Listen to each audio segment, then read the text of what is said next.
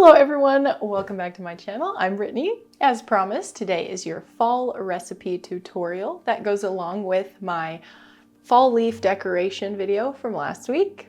If you missed that video, definitely go back and watch it. I absolutely love how it turned out. So today I will be sharing with you an original recipe created by me. It's a pumpkin spice soft caramel with a graham cracker crunch layer. I'll show you how to fill both bonbons and bars. I hope that you guys love this recipe because I think it took me about 4 tries to get right, 3 batches of which were burnt caramel. And that's because I wasn't paying close enough attention because I was trying to multitask, which is why I never really recommend multitasking when making chocolate, especially when making caramel. Anyway, if you want to download a PDF copy of this recipe, that link is down in the description box below. Before we get started, it's time for our new tradition on the channel, which is a subscriber highlight. This is where I take a second to show my appreciation for you guys by highlighting one subscriber who commented on my previous video. Today, I'd like to thank Deborah for joining the gang. She's new here and she said she subscribed from last week's video and left a really nice comment. Thanks so much for the support and we're happy to have you here. All right, it's time to make a delicious filling. Let's get started. We need to prepare the crunch layer first. So to do that, I'll list out the ingredients for you as I go. I start by measuring out 90 grams of caramel chocolate. I'm using Calibut. Next, I measured 10 grams of grapeseed oil. I use this because it's pretty flavorless, so it just softens the chocolate without changing the taste. Here I measured 150 grams of graham crackers, but I only ended up using half of that. So for the recipe, go by what is on the PDF sheet and by what I tell you here, not by what you see here. I was making up this crunch layer recipe as I went, so that's why the video is a little different, because I adjusted the recipe as I was making it. So measure 75 grams of graham crackers, and then you can crunch them in a bag with a glass, or you can use a mortar and pestle like me.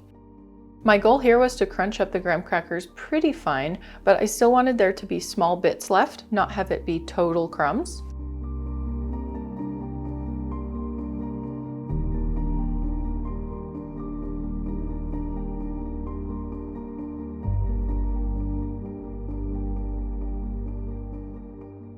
Now I'll add in the spices. So you'll see here I first add a half teaspoon of both the cinnamon and pumpkin pie spice.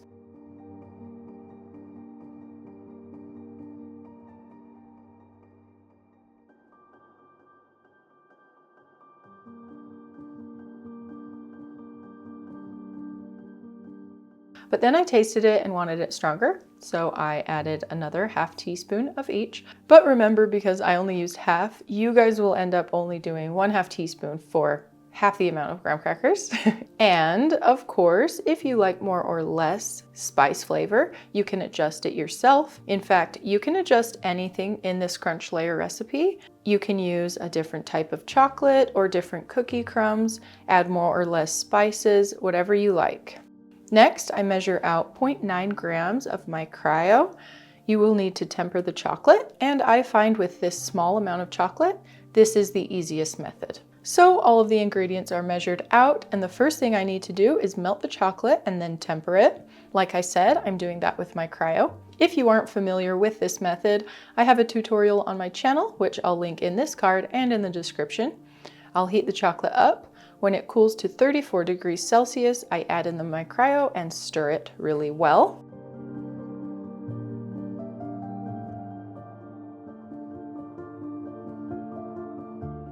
Now I simply stir in the grapeseed oil to thin down the chocolate.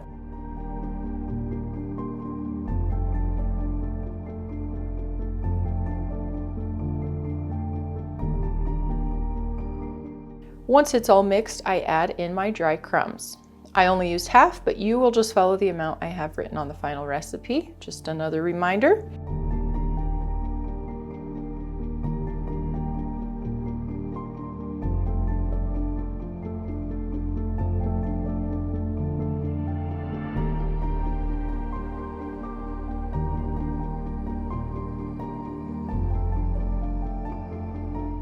So the crunch layer is ready, and the next step you want to do fairly quick so it doesn't start setting up on you. Because I have both bonbons and bars, I am preparing my crunch layer 2 ways. The first thing I'm going to do is portion out some crunch using a small measuring spoon, and I'm just using a chocolate mold to help me hold each ball of crunch and help shape them so that they'll be kind of round on one side and flat on the other. That way they'll fit nice into the bonbons. The reason I'm doing it like this is because I actually want to put them in the center of the bonbon rather than have it layered flat on the bottom. No particular reason, I just wanted to test it out. I thought it might taste good to have the crunch in the middle. With the rest of the crunch, I dump it out and then roll it into a flat layer between 2 pieces of parchment paper.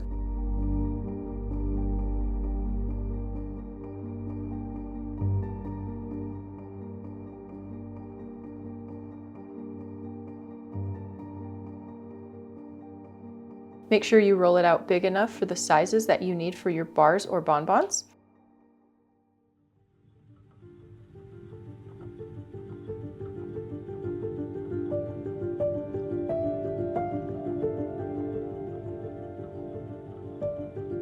Here I just measure the bonbon size inside of the shell of chocolate, and then I cut the pieces out to those measurements.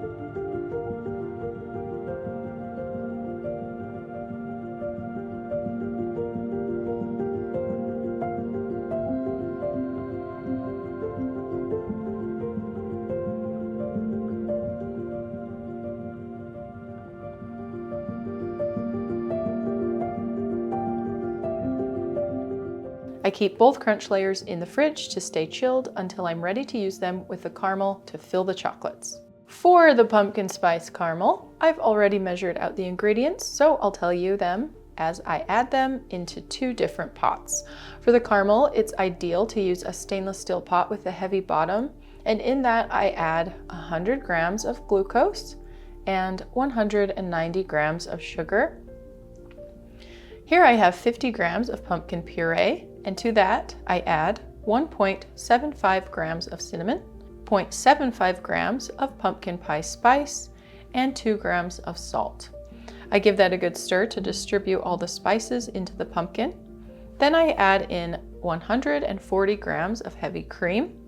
You can do all this in the pot if you want. I just did it in a bowl so it would be easier for you to see.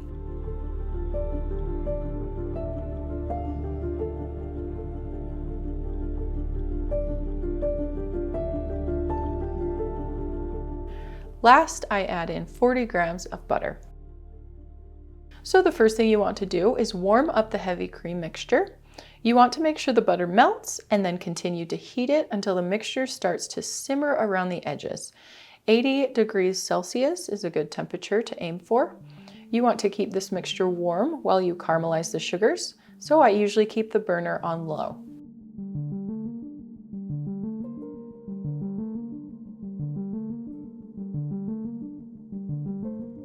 And I turn this burner to medium heat and just start by dissolving the sugar crystals into the glucose syrup.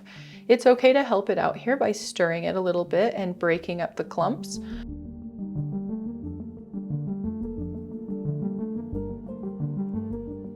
Once all the sugar clumps and crystals are dissolved, I let it just sit and continue to cook.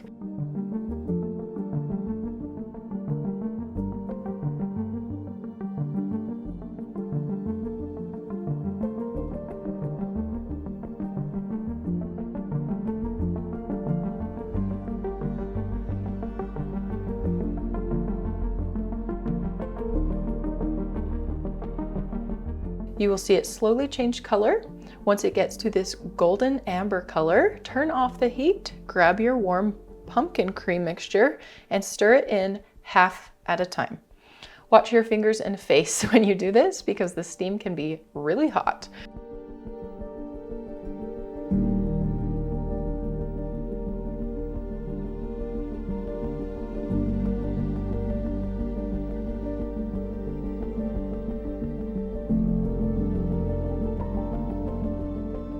Once it's all mixed in well, it's done. I pour it straight into a high heat safe bowl to let it start to cool down. While you wait, you can measure out 25 grams of caramel chocolate and grab your stick blender. Once the caramel's no longer hot and just warm to the touch, add in your chocolate. Stir it to get it a little bit melty and then blend the caramel really well.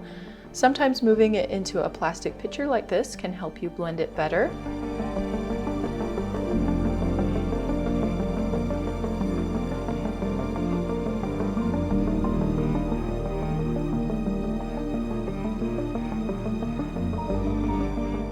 After blending, I usually move it to a piping bag and then let it continue to cool down to at least below 28 degrees Celsius before piping into the chocolate shells.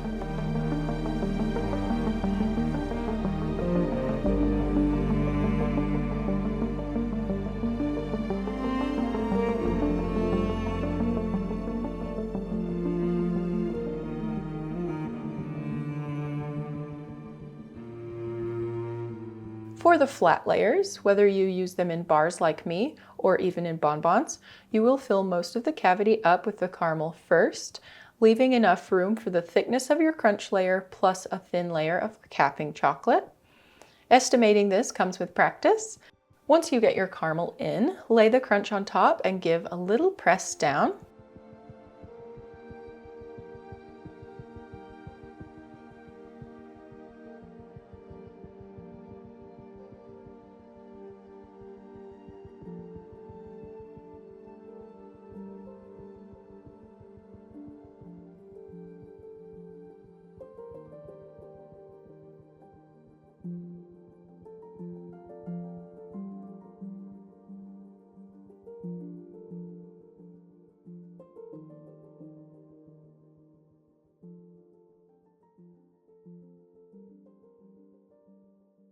Now I take my center crunch pieces out of the mold.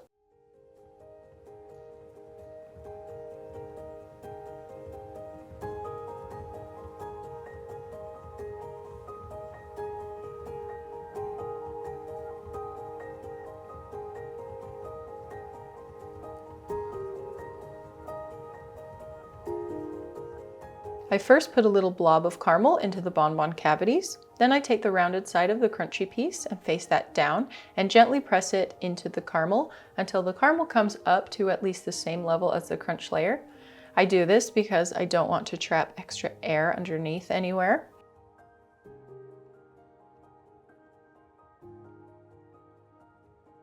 Then I just fill in the rest of the space of the bonbon with caramel, once again leaving enough room for a thin layer of capping chocolate. If you are new and need to see other steps for these specific chocolates, check out my last video. If you need help capping and filling or molding chocolates in general, I have lots more tutorials on my channel along with a chocolate guide that you can buy on my website. Everything is always linked down in the description to help you out.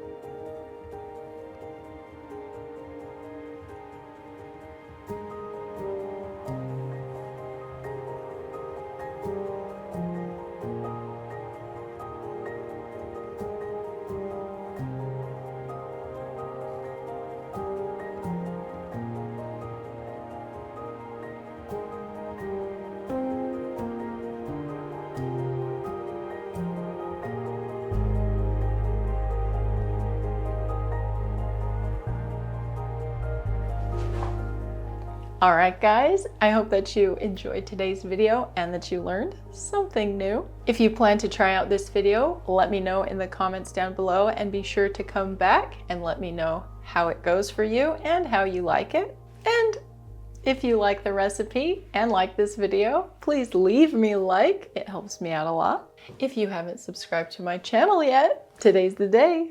If you'd like to see something else that's sweet, just click on one of these thumbnails. Thanks so much for watching today, and I'll see you soon. Bye.